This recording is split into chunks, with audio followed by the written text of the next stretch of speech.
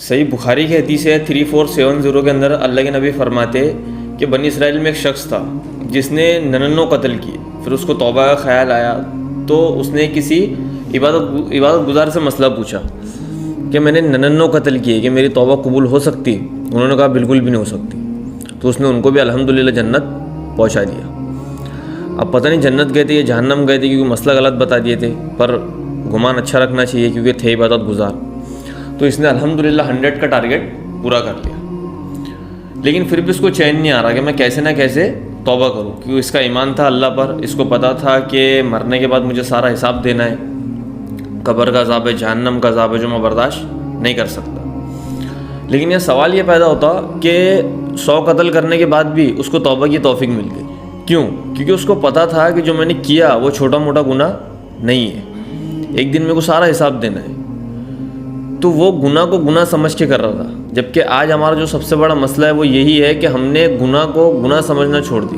جیسے اگر کوئی نمازیں چھوڑ رہا تو وہ چھوڑتا ہی رہے گا، کوئی اگر داڑھی کاٹ رہا تو وہ کاٹتے ہی رہے گا، کوئی اگر فلمیں گانے دیکھ رہا تو وہ دیکھتے ہی رہے گا، کیونکہ ہم نے ان چیزوں کو گناہ سمجھنا چھوڑ دی. تو جو کہ ہمارا جو سب سے بڑا فالٹ ہے، تو وہ اس کو توبہ کی توفیق ملنے کا جو سب سے بڑا ریزن ہے وہ یہی ہے کہ وہ گناہ کو گناہ سمجھ کے کر رہا تھا، جو آج ہم نہیں سمجھ رہے. تو دل میں بے چینی ہے کہ میں کیسے نہ کیسے توبہ کروں. پھر جب وہ دوبارہ کسی عالم کے پاس گیا مسئلہ پوچھنے کہ میں نے 100 قتل کیے کہ میری توبہ قبول ہو سکتی، انہوں نے کہا بالکل ہو سکتی. تو یہاں پر علماء بیان کرتے ہیں کہ یہ تو اس نے صرف 100 قتل کیے، اگر وہ 1000 بھی قتل کر دیتا یا فار ایگزامپل 1,00,000 بھی قتل کر دیتا تب بھی اللہ اس کی توبہ قبول کر دیتے. ویسے کوئی 1,00,000 قتل کر نہیں سکتا، لیکن اللہ کی رحمت بتانے کے لیے علماء بیان کرتے. جیسے سنن ابن ماجہ کے اندر آتا 4248 کے اندر اللہ کے نبی فرماتے کہ اگر تم اتنے گناہ کرو کہ آسمان کی چھت کو پہنچا دو، جبکہ اتنے گناہ بھی کوئی کر نہیں سکتا، لیکن اللہ خود اپنی رحمت بتانے کے لیے کہہ رہے ہیں کہ تم اتنے گناہ کرو کہ آسمان کی چھت کو پہنچا دو اور پھر مجھ سے توبہ کرو تو تب بھی میں تمہاری توبہ قبول کروں. اور یہ آفر صرف ایک بار کے لیے نہیں ہے. اگر کسی نے 1000 بار گناہ کر کے بھی توبہ توڑا یا پھر 1,00,000 بار گناہ کر کے بھی توبہ توڑا پھر اللہ سے توبہ کی، تب بھی اللہ اس کی توبہ قبول کریں گے. لیکن یہ آفر صرف تب تک ہے جب تک جسم میں روح ہے. جیسے ہی روح اور باڈی کا کنیکشن لوز ہوا یہ آفر ختم. پھر آپ پیڑیاں رگڑتے رہ جاؤں گے لیکن اللہ معاف نہیں کریں گے. جیسے اس کی سب سے بیسٹ ایگزامپل ہے کہ جب فرعون نے دیکھا کہ موسیٰ علیہ السلام نے اپنا عصا سمندر میں مارے تو سمندر میں راستے کھل گئے. تو یہ معجزہ فرعون نے اپنی آنکھوں سے دیکھا. تو فرعون اگر اس وقت بھی توبہ کرتا تو اللہ اس کی توبہ قبول کرتے. اب آپ سوچو فرعون سے بڑا گنہگار کون ہو سکتا، جس نے خدائی کا دعویٰ کیا، جس نے ہزاروں بچوں کو قتل کیا، جس نے کئی سارے لوگوں پر کئی سالوں تک ظلم کیا. اللہ پھر بھی توبہ قبول کرنے کے لیے تیار ہے. تو اس سے ہمیں اللہ کی رحمت کا پتہ چلتا. جبکہ معجزہ اپنی آنکھوں سے دیکھ لیا تھا، اس کو پتہ تھا یہ کام کسی انسان کا نہیں ہے، لیکن اللہ پھر بھی توبہ قبول کرنے کے لیے تیار ہے. تو اس سے ہمیں پتہ چلتا ہے کہ اللہ کی رحمت چھوٹی موٹی نہیں ہے. لیکن میں پھر ایک بار اور بتا دوں، یہ صرف تب تک ہے جب تک ہم نے برزخ کی دنیا اپنی آنکھوں سے نہیں دیکھی. کیونکہ جب فرعون نے بھی موت کو دیکھا تو اس نے بھی توبہ کی، لیکن اللہ نے اس وقت اس کی توبہ قبول نہیں کی کیونکہ موت اپنی آنکھوں سے دیکھ لیا تھا.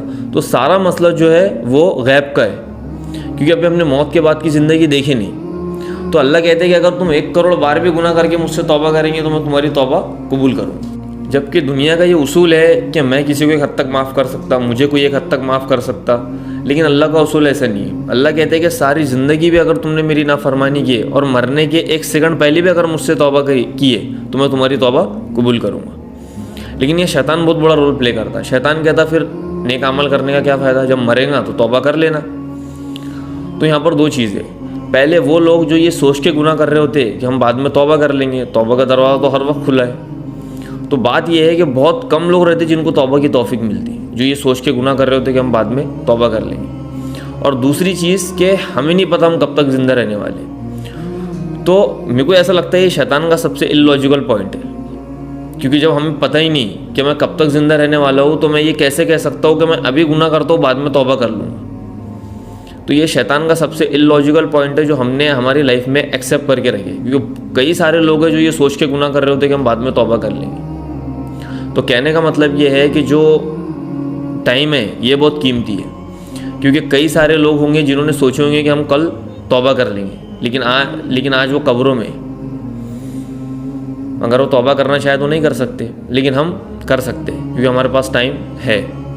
تو آپ بھی نیت کریں, انشاءاللہ میں بھی نیت کرتا ہوں کہ ہم کبیرہ گناہ سے بچیں گے, کیونکہ صغیرہ پہ اللہ کی طرف سے کوئی پابندی نہیں ہے, لیکن کبیرہ پہ پکڑ ہے, تو اس سے انشاءاللہ بچنے کی کوشش کریں. تو یہ میں نے کوشش کیا کہ جو ہم اللہ کو غفور الرحیم کہتے اور سمجھتے وہ کس سینس میں کہتے. لیکن میں پھر ایک بار اور بتا دوں کہ اللہ صرف ان لوگوں کے لیے غفور الرحیم ہے جو گناہوں سے توبہ کرنا چاہتے, جو یہ سوچ کے گناہ کر رہے کہ ہم بعد میں توبہ کر لیں گے, جو یہ سوچ کے گناہ کر رہے کہ اللہ غفور الرحیم ہے, جو یہ سوچ کے جو کچھ سوچ ہی نہیں رہے, بس زندگی گزر رہی ایسے گزر رہی, تو ایسے لوگوں کے لیے اللہ بالکل بھی غفور الرحیم نہیں ہے.